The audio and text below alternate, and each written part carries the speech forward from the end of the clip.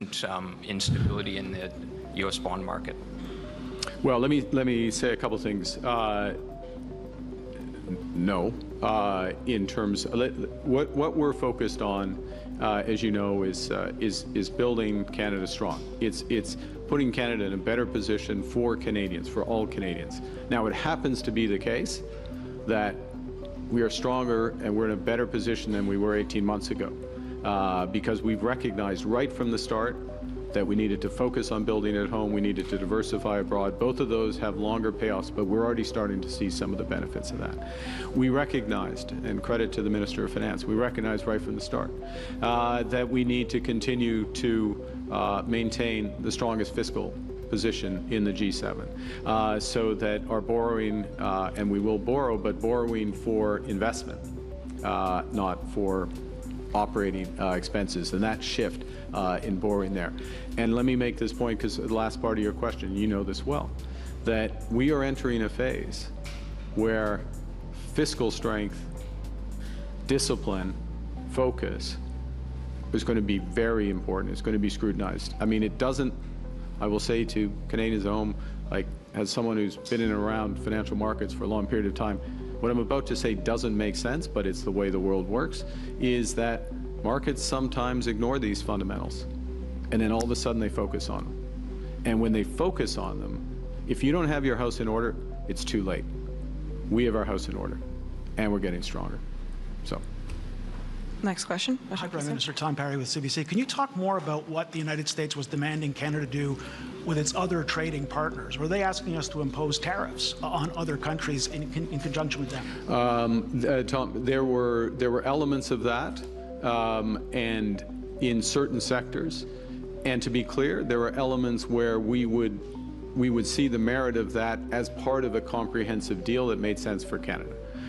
So if you have an integrated auto market and you want to have an integrated steel market, for example, related aluminum market, then and you have concerns, as we do, as the Americans do, about non-market economies, about transshipment of steel, for example, through third countries, etc., then it makes sense to align and I would say that, again, within a comprehensive deal, we'd be prepared to do that. But that's us deciding to do something that is in our joint interests, as opposed to being told to do something or being restricted from doing something else.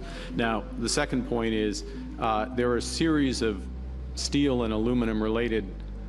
By the way, if you do that, though, you should have an integrated market. In other words, the tariff level that you apply from Canada into the United States, because America wants to tariff everybody on everything, but the tariff level you apply should be clearly the lowest. It shouldn't be the same as other people. It should clearly be the lowest, because you have this added market protection. That's part of the negotiation. We weren't satisfied. Ultimately, we're on steel, aluminum, and related products, so-called derivative products. Think HVAC systems, nuts and bolts, anything that's Bombardier products, Bombardier recreational products. There wasn't enough movement. Then there's a separate issue, and I'll just stop with a sentence here, which was language which suggested restrictions in terms of our ability to execute trade deals, which would always be unacceptable to this government. Follow-up. What do you think their goal was there? What were they trying to do? And if I could just, a second part, what were they asking on culture? You can ask the first, not double follow-up. Since you asked, could you ask? I'm going to say no, you can't ask 3 questions. Look, sorry, now I've forgotten the first part of your question. What was it in trying to get us gain more control over our trade policy? Oh, why are they trying to do that? It's a power play. It's a power play, and becomes a question of sovereignty. Look, let's take a big step back. And this is what is unfortunate about the situation we're in. We're here for the right reason, but it's unfortunate. Canada and America and our G7 partners, we think about a lot of issues the same way. We're concerned about excess capacity in non-market economies. We care deeply about forced labor, child labor.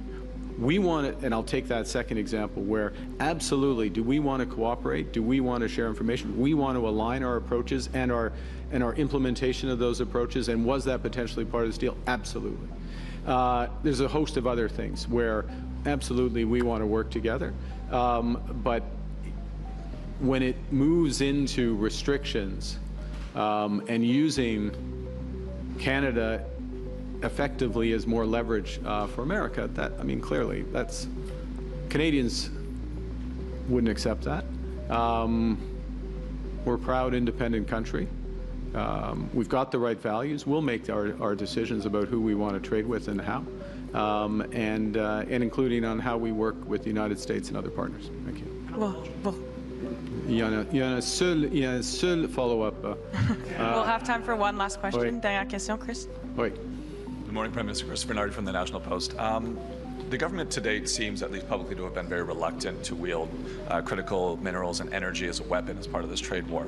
Is that going to change now? Are those on the table?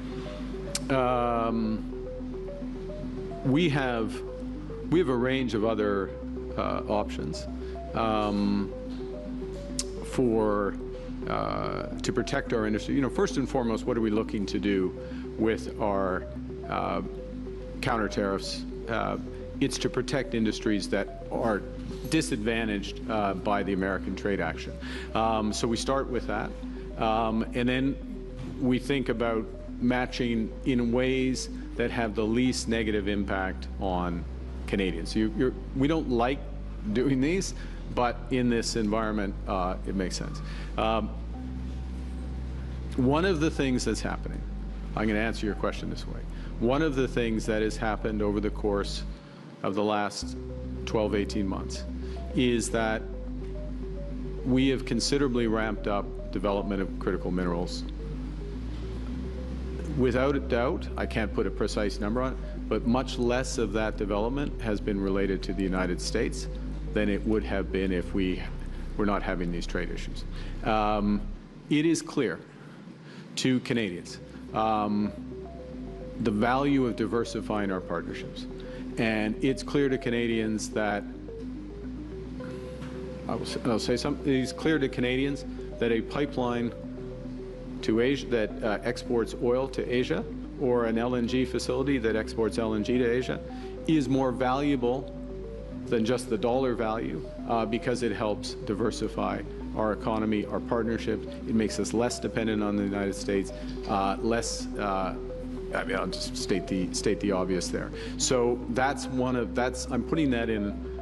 I'm taking your question transparently and turning it to the positive of how we act to build out this, as opposed to pulling relationships that already exist, and restraining them. But, you know, we'll see. Last follow-up. Dernière question. Probably double barrel because it's the last one. But first, do you plan on? I know. I can't now. You're squeezing water out of a rock. Tom tried that. It's. Do you plan on reviving certain measures?